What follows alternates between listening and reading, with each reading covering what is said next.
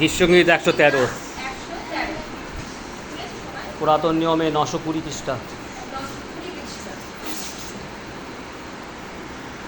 তোমরা সদাপ্রভুর প্রশংসা করো, হে সদাপ্রভুর দাসগণ প্রশংসা করো, সদাপ্রভুর নামে প্রশংসা করো। এখন অবধি অনন্তকাল পর্যন্ত সূর্যের উদয় স্থান অবধি তাহার অস্ত স্থান পর্যন্ত সদাপ্রভুর নাম কীর্তনীয়। সদাপ্রভু সর্বজাতি পুরোন্নত, তার গৌরব আকাশমণ্ডলের উপরে উন্নত। কে আমাদের ঈশ্বর সদাপ্রভুর তুল্য? তিনি উঠলে সমাসীন, তিনি অবনত হইয়া দৃষ্টিপাত করেন আকাশে ও পৃথিবীতে। তিনি ধনী হইতে দিনহীনকে তুলেন, সারে পৃথিবী হইতে দরিদ্রকে ধান। যেন তিনি তাহাকে বসায়া দেন কুলিঙ্গদের সঙ্গে, আপন প্রজাদেরই কুলিঙ্গদের সঙ্গে। তিনি বন্ধাকে গৃহিণী করে, পুত্রদের আনন্দময়ী মাতা করে। তোমরা সদাপ্রভুর প্রশংসা করো, আমেন। তোমরা সদাপ্রভু, আমরা সর্বদাই ঈশ্বরের যেন প্রশংসা করি। আজকে আমরা প্রশংসা সত্যি, অনেক মানুষ আছে মুখ থাকতে সেটা দিশাতে দেখছিলেন না, মুখ থাকতেও কথা বলতে পারে না, চোখ থাকতে দেখতে পারে না, নাসিকা থাকতেও তারা ঘ্রাণ পায় না। আমেন। আর কি যারা হস্ত থাকতেও হস্তে তারা কোনো কাজ করতে পারে না, পা থাকতে চলতে পারে না, কান থাকতেও এমন দেবদেবীর কাছে ভজনা তারা করে, কিন্তু আমার ঈশ্বর জীবন্ত। আমেন। তিনি কি করে? ডাকিতে তাই বলছি, বলে আমি ডাকিতে না ডাকিতেই শুনিয়া থাকি, বলিতে না বলিতেই উত্তর দিয়া থাকি। এমন ঈশ্বর। হয়তো সময় লাগে, অনেক সময় আমরা অনেক সময় বুঝি মানে এত সময় লাগছে, আমি তো দীর্ঘদিন ধরে প্রার্থনা করে যাচ্ছি। আজকে যখন আমি শুনলাম বলার ব্যাপারটা 40 বছর 24 বছর ধরে সে প্রার্থনা করছে, 24 বছর পর ঈশ্বর অ্যানসার দিচ্ছে। আমেন। অ্যানসার দিচ্ছে। অনেক সময় আমাদের ধৈর্যটা হারিয়ে যায়, সে কি অন্য কোথাও দাঁড়িয়ে ছিল নাকি? সে তো সদা যেখানেই প্রার্থনা সহভাগিতাতে গেছে, যেখানেই হোক কিন্তু সহভাগিতাতে ঈশ্বরকে ধরে রেখেছে। সে তো ঈশ্বর থেকে বিরূপ জীবনযাপন করেনি বা অন্য দেবীর সেবা করেনি, একমাত্র ঈশ্বরের কাছেই ছিল। আমেন। তাই প্রভু একলাতে অনেক সময় আমাদের ধৈর্য ঈশ্বর দেখেন। এই ধৈর্যটা যদি আমরা স্থির মতো যদি করে যেতে পারি, তাহলে একদিন না একদিন ঈশ্বর আমাদের দেবে। কি দেবে? কেন আমাদের প্রত্যাশা, আমাদের আশা ভূমি হচ্ছে আমার ঈশ্বর। আমেন। তিনি আমাদেরকে দেন। তাই আমাদের এই মুখ যেন অহরহ তার ধন্যবাদ করে। কি পেলাম কি না পেলাম তার জন্য নয়, কিন্তু সদাপ্রভু ধন্যবাদ। তিনি সৃষ্টি করে, যখন দেখো আকাশ মণ্ডল তিনি সৃষ্টি করেছেন, সকলেই তার কি করে? প্রশংসা করে, সকলে তার কি করে? স্তব করে। কিন্তু আজকে আমরা শ্রেষ্ঠ জীব হয়ে, আজকে শ্রেষ্ঠ প্রাণী হয়ে আমরা কি করি না? ঈশ্বরের ধন্যবাদ করতে চাই না। শয়তান কি করেছে? আমাদের মুখটাকে বন্ধ করে রেখেছে, যাতে প্রভুর স্তব আমরা। অনেকে বলবে ধন্যবাদ দাও না, এখনো পর্যন্ত আমি পারি না, এখনো পর্যন্ত হয়ে ওঠে। এখনো পর্যন্ত তার মানে কি? তার মানে ঈশ্বর সবকিছু হচ্ছে জগতে, খাওয়া বড় ঢুকে যাচ্ছে জগতে, সবকিছু বড় বড় কথা বলতে বলো, বড় বড় কথা বলে দেবে। জগতে ঝগড়া করতে বলো, ঝগড়া করে দেবে। দুটো কথা বলতে বলো, দুটো কথা বলে দেবে। কিন্তু ঈশ্বরের ধন্যবাদ করতে গেলে তো তুমি করতে থাকে, হবে বেরোই না অহরহ। তাই বলছে প্রভু যে আমার সৃষ্টিকর্তা, অর্থাৎ তিনি আমাদের সৃষ্টি করেছেন, শ্রেষ্ঠ জীব আমরা, অহরহ তার প্রশংসা করি, তার ধন্যবাদ করি, তার গৌরব করি। তাই প্রভু বলতে, তোমরা সদাপ্রভুর প্রশংসা করো, হে সদাপ্রভুর দাসগণ প্রশংসা করো, সদাপ্রভুর নামেরই প্রশংসা করো। আর কারণ নামে বলেনি, একমাত্র ঈশ্বরের নামেই কি করতে বলেছে? প্রশংসা, আরাধনা, স্তব তাকে দিয়ে তাকে কি করো? কি করো? আমেন। গৌরবান্বিত করো, তাকে কি করো? উচ্চীকৃত করো। আমেন। গৌরব উচ্চীকৃত পাওয়ার যোগ্য হচ্ছে সে। তাই তো বলছে আমি স্বর্গে সীমাসীন, আর পৃথিবীতে তোমরা। হালেলুয়া। এই পাদপীঠের নিচে আমরা রয়েছি, বাকি দাবি মানুষ। তাই তো একটু আগে পরে বলবো, তিনি কুলীনের আসনে তিনি আমাদের বসিয়েছেন। হালেলুয়া। কত সুন্দর বাক্য। তাই যেমন দেখছিলাম, ধন্য সদাপ্রভুর নাম এখন অবধি অনন্তকাল পর্যন্ত। সদাপ্রভু তিনি সমাসীন, চিরজীবন। আমরা ক্ষণস্থায়ী, আমরা মরে যাব, কিন্তু আমাদের বংশ পরম্পরা থাকবে, কিন্তু তাদের উপর যেন সে আশীর্বাদ বর্তায়। আর তিনি হচ্ছে চির সমাসীন, তিনি চিরকালের জন্য তিনি আছেন। হালেলুয়া। ক্ষমতাই নয়, তিনি উঠে সমাসীন আছেন। হালেলুয়া। আর যখনই আমরা প্রার্থনা করি প্রভু উত্তর দেন। তাই কদিন আগে আমরা বললাম না যে মৃতেরা ঈশ্বরের স্তব্ধ না, আজকে যদি দেহ চলে যায় মাটির সঙ্গে মিশে যাবে, স্তব করতে পারবো না। সেই মৃতেরা কি স্তব করতে আসছে? কেউ যারা মরে গেছে তারা কি স্তব করতে আসছে না, কিন্তু বেঁচে থাকতে থাকতে ঈশ্বরের স্বাদ এই আত্মা যেন আমাদের জীবিত থাকে। এই আত্মা কোথায় যাবে? ঈশ্বরের কাছেই যাবে। স্তবের বলি তাকে দিয়ে, তাকে উৎসর্গ করে এই আত্মাটাকে যেন তার কাছে নিয়ে যেতে পারি। আমেন। হালেলুয়া। তাই প্রভু বাক্যে বলছে, দেখো ধন্য সদা প্রভুর নাম এখন অবধি অনন্তকাল পর্যন্ত, সূর্যের উদয় স্থান অবধি তার অস্ত স্থান পর্যন্ত একটু আগে বলছিল সদা প্রভুর নাম গ্রহণীয়। হালেলুয়া। হালেলুয়া। আর কোনো নাম নেই যে নামে পরিত্রাণ পাওয়া যায়। আমরা বলেছি না সদা প্রভুর নামে একমাত্র পরিত্রাণ, একমাত্র কীর্তনীয় হচ্ছে তাকে দেওয়ার যোগ্য, একমাত্র সেই পাবে। আর কেউ নয়, কোনো দেবতা নয়, একমাত্র আমার সদা প্রভু। এখন অবধি অনন্তকাল পর্যন্ত। আর কি বলছে? সূর্যের উদয় স্থান থেকে অস্ত স্থান পর্যন্ত। আমরা যেদিকে থেকে পূর্ব দিকে সূর্য উঠছে, পশ্চিম দিকে অস্ত যাচ্ছে। আমেন। আমেন। ঠিক তেমনি ঈশ্বরের দয়াও তেমনি তত দূর পর্যন্ত। আমেন। তোমরা দেখছো কখনো তার শেষ হবে না। আবার দিন প্রতিদিন তিনি আমাদেরকে আলো দান করছেন। হালেলুয়া। আলো অর্থাৎ তিনি কি করছেন? তিনি তাই বলছেন আমি আলো, জগতের আলো দিতে এসেছি। অন্ধকার থেকে তিনি তাই বলছেন, আমরা ব্যবহার করে করি, অন্ধকার থেকে তিনি দীপ্তি প্রদান করলেন। আর জলধির উপরে বাস করছিলেন না, তারপরে তিনি কি করলেন? আলো, আলো তিনি দিলেন। অর্থাৎ এই আলোর মধ্যে আমাদের যখন আমরাও ছিলাম অন্ধকারে, অর্থাৎ পাপের জগতে, তিনি যখন আমাদের আলোর মুখ দেখালেন, অর্থাৎ সেই পবিত্র আত্মা তিনি দান করলেন, তখন তিনি আমাদের আলো প্রদান করলেন। আমেন। সে আত্মা প্রদান করলেন, সে আগুন প্রদান করলেন। ঈশ্বরের আত্মা হচ্ছে সে আগুন। আমেন। এই আগুনের কাছে যখন আমরা আসি, আমেন, অর্থাৎ আমরা কি পাই? সেই জীবন পাই। হালেলুয়া।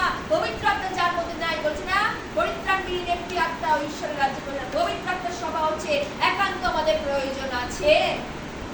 পবিত্র আত্মার সহভাগিতা তাহলে এমনি নয়, তাহলে মানুষ তো অনেক সময় অনেক কিছুই করতে পারতো না, অনেক কিছু হবে না। একমাত্র যেখানেই যাও না কেন, একমাত্র হচ্ছে পবিত্র আত্মার সহভাগিতা। যেখানে পেন্টিকোস্টের নভেনাটা কেন করে? অনেক শক্তি, এই 1 বছরের শক্তি নিয়ে আমরা কি করি? আবার দৌড়তে থাকি। অনেক বাধা বিপত্তি আসে, সেই সকল থেকে প্রভু আমাদের উদ্ধার করার ক্ষমতা তিনি আমাদের দেন।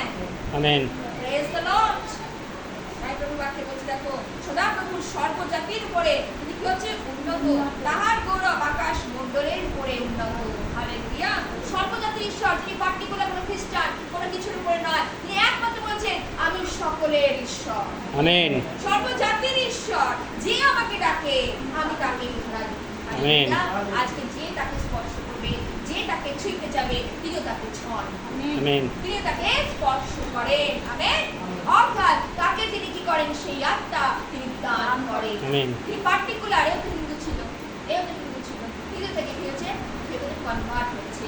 সে বলে চাকরি থেকে ছেড়ে না, ঈশ্বর যাকে বাঞ্ছা করিবে, তাই বলছে না যাকে বাঞ্ছা করিবে, সেদিন পরজাতিদের মধ্যে সাধু পাওল প্রচার করছে।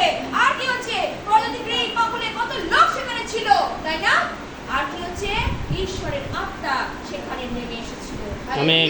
পার্টিকুলার কোনো জাতির উপরে নয়। বলছে কে আত্মাকে নিবারণ করতে পারে?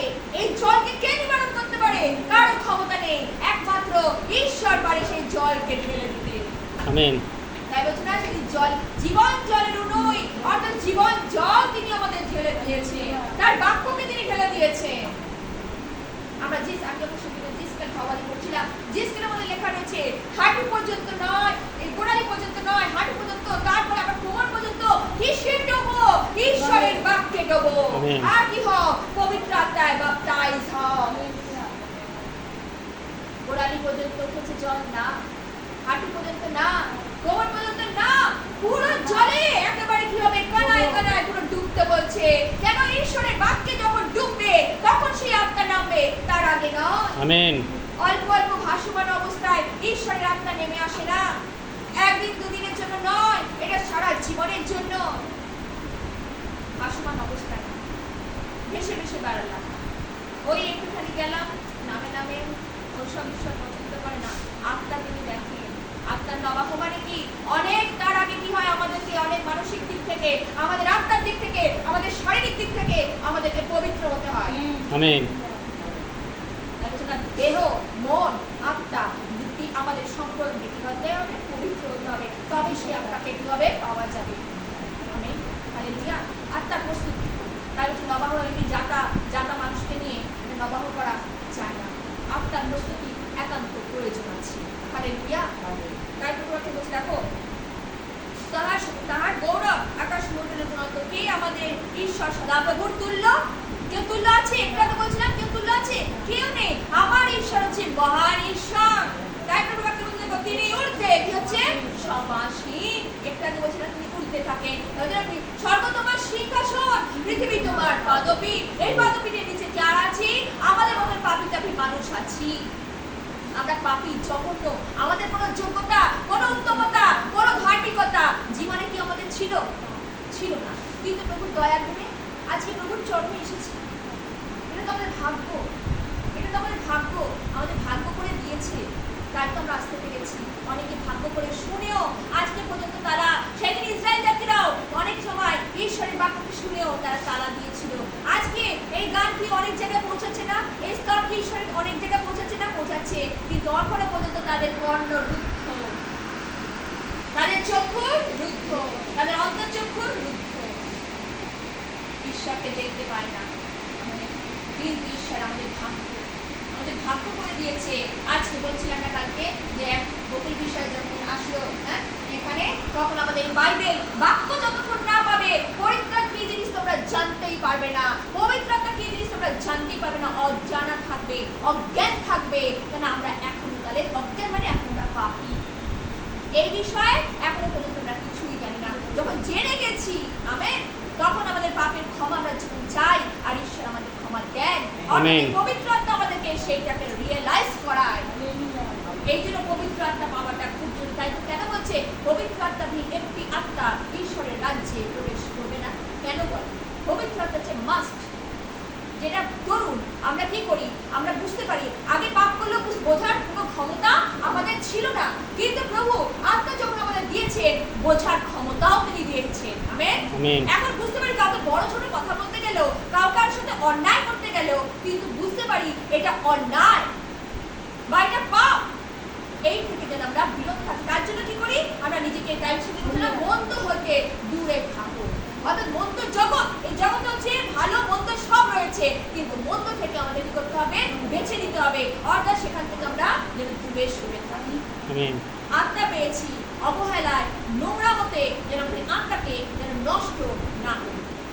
তাই বলছি, প্রভু আত্মায় উঠেছি যেন মাংস যেন শেষ না করি। প্রভু প্রভু বলে সবাই ডাকি, প্রভু বলবে আমি তোমাদের চিনি না, এটা যেন না হয়। দেখো, যে দেখো, তিনি অবনত হইয়া দৃষ্টিপাত করেন আকাশে ও পৃথিবীতে, তিনি ধূলি হইতে দিনহীনকে তুলেন, সাড়ে পৃথিবী হইতে দরিদ্রকে উত্থান। আমেন। কিন্তু অবনত প্রতি কি করে? তার দৃষ্টি আছে। যারা অবনত, যারা অবহেলিত, তাদের প্রতি কি হচ্ছে? সদাপ্রভুর দৃষ্টি আছে। যাদের কেউ দেখার নেই, যাদের কেউ কিছু করার নেই, তোমরা মনে করছো তারা অবনত, তারা অবহেলিত, কিন্তু না, প্রভু তাদের প্রতি তিনি কি করেন? তার দৃষ্টি তিনি রাখেন। হালেলুয়া। আর কি বলে? আকাশীয় পৃথিবীতে সকলকেই তিনি দেখছেন। হালেলুয়া। তার দৃষ্টি সর্ব জায়গায় কি হচ্ছে? নিরীক্ষণ করছে। কেন তার দৃষ্টি? আমরা মনে করি প্রভু দেখছেন না, প্রভু তো, আমি তো আমার কাজ করে যাচ্ছি। অনেক সময় বিশ্বাসী হয়ে দূর কি হচ্ছে? ঈশ্বরের জায়গায় রয়েছে, আমি আমার কাজ করে যাচ্ছি, নোংরা মতে নোংরা পর্যন্ত করে যাচ্ছে। কিন্তু ঈশ্বরের আত্মা তিনি সকলেই দেখেন, সকলে নিরীক্ষণ করেন। তারপর বাক্যে বলছে, দেখো, তিনি ধূলি হইতে দিনহীনকে তুলে, সাড়ে পৃথিবী হইতে কি করেন? দরিদ্রকে উঠান। আজকে আমরা ধূলি না, ধূলিতে ছিলাম না, তাই বলছে না? দিনহীনকে, আজকে আমরা আত্মায় কি ছিলাম? দিনহীন ছিলাম, অর্থাৎ দরিদ্র ছিলাম। আমেন। কিন্তু তিনি কি করলেন? তার কুলীনের আসনে তিনি আমাদের বসার সুযোগ করে দিলেন। যেন তার গৌরব করো, তার প্রশংসা করো প্রজাবিদদের সাথে। তিনি কি করছেন? বসিয়েছেন। বসিয়েছেন কি এমনি মুখ বন্ধ করে রাখার জন্য? না, তার প্রশংসা আরাধনা করার জন্যই বসিয়েছেন। আমেন। হালেলুয়া। তাই বলছে, দেখো, যেন তিনি তাহাকে বসাইয়া দেন। একটা বলছে না, কুলীনদের আসনে আপন প্রজা কুলীনদের সঙ্গেই। আমেন। হালেলুয়া। একটাকে বলছিলাম কুলীনদের সঙ্গে তিনি বসাচ্ছেন। কেন বসাচ্ছেন? করছেন আজকে যেন তার স্তব করতে পারি। হালেলুয়া। তার দুধগণের সঙ্গে যেন আমরাও কি করতে পারি, তার স্তব। আজকে আমরা নিচে না পড়ছি, আমরা সেদিনকার কালকে বলছিল ভক্তদাস দেখি যে এখন আমরা যখন আমরা প্রার্থনা করি বা গান স্তব করি, স্বর্গ যখন উপরে থাকতে পারে না, স্বর্গ আমাদের মাঝেই উপস্থিত হয়। আমেন। শুধু আমরা সেই স্বর্গদূতরাও আসে এবং আমরাও দূতদের তুল্য হই এবং তখন কি হই, ঈশ্বরের আরাধনা করি। আর ঈশ্বর প্রার্থনা তিনি কি করেন, সুগন্ধি ধূপের ন্যায় গ্রহণ করেন। হালেলুয়া। তবে পবিত্র, আমি একটা বলছি, দেহ, মন, আত্মা আমাদের পবিত্র হবে। আমাদের আগে আগে কি করতে হয়, অনেকভাবে আমাদের তৈরি করতে হয়। হালেলুয়া। তাই প্রভু বাক্যে বলছে, দেখো তিনি বন্ধাকে গৃহিণী করেন, পুত্রদের আনন্দময়ী মাতা করেন। তোমরা সদা প্রভুর প্রশংসা করো। বন্ধা, আজকে যারা বন্ধা তাদের কি হয়, তাদেরকে অস্পৃশ্য মনে করে, ধর হ্যাঁ এর কোনো কাজে লাগবে না, এই কিছুতে গিয়ে লাগবে না, এটা বংশই উৎপন্ন করতে পারবে না। কিন্তু প্রভু কি করেন, তাকে গৃহিণী করেন। আমেন। এত সৌভাগ্য তিনি করেছেন, অর্থাৎ তাদেরকে তিনি কি করছেন, তাদেরকে পুত্র হবার, সন্তান হবার অধিকারও তিনি দেন। আমেন। অর্থাৎ তিনি কত আশীর্বাদ তিনি আমাদের করেন। তাই প্রভু দেখো, পুত্রদের আনন্দময়ী মাতা করেন। যার পুত্র নাই তাকে তিনি পুত্র দিয়ে কি করছেন, আনন্দময়ী মাতা। অর্থাৎ তিনি তো আমাদের মাতা, আমাদের পিতা, আমাদের বাবা, আমাদের সবকিছু। অর্থাৎ স্বামী হয়ে, বিধবাদের স্বামী, বন্ধাদের স্বামী হয়ে তিনি কি করেন, সর্বদাই থাকেন। মনে হয় পুত্র সন্তানের অধিকারও তারা কি করে, সে তাই দান করে। আমেন। অর্থাৎ পুত্র নেই, তুমি আমাকে পুত্র বলো, তুমি আমাকে ইয়ে বলো, সব কিছুর অধিকার তিনি আমাদের দিচ্ছেন। হালেলুয়া। কত বড় বেনিফিট তিনি আমাদের দিচ্ছেন না। আজকে দেখো আমরা জগতের মানুষ হয়ে তিনি আমাদেরকে কত বড় বড় একটা অধিকার তিনি আমাদের দিচ্ছেন। পুত্র, সন্তান, পিতা, মাতা, কত কিছু বলে আমরা তাকে কি করি, তুই আমার পুত্র নেই, তুমি আমার পুত্র, তুমি আমার ছেলে, তুমি আমার সবকিছু, তুমি আমার ভাই, তুমি আমার বোন। আমরা কত কিছু বলি না, হারিয়ে গেল, সবকিছু হারিয়ে গেল, কিন্তু তুমি আমার স্বামী। কত বড় আনন্দ তিনি আমাদেরকে দান করেন। কিন্তু আনন্দটা কখন আসে, জগতের আজকে যদি থাকতাম হাই উঠায়, এ বাবা, আমার বাবা চলে গেল, আমার এ চলে গেল, আমার ও চলে গেল, এটা বাউন্ডার হাই উঠাস করতে পারতো। হাই উঠাস থেকে তিনি আমাদের রক্ষা করেন। কেন, যখন পবিত্রতা পাবে